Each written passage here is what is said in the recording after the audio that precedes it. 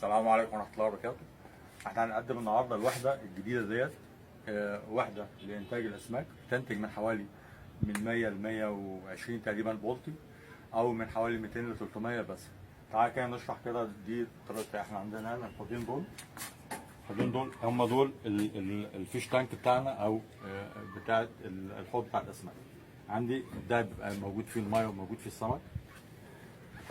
المخلفات طبعا بعد ما بتترسب تحت بتتسحب من هنا، تخش بعد كده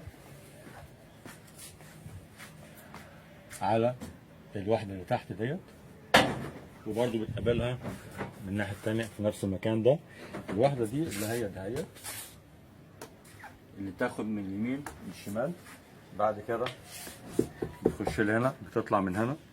لما بتطلع من هنا الوحدة ديت تبقى راكبة فيها بحيث تقفل عليها كده، يبقى المية بعد ما بتطلع في قلب الماسورة بتنزل تاني تحت عن طريق الميكانيكية ديت. المخلفات كلها بتترسب تحت وبتطلع لي بعد كده المية البيور بتخش لي في المكان ده، اللي هو بيروح بعد كده فين؟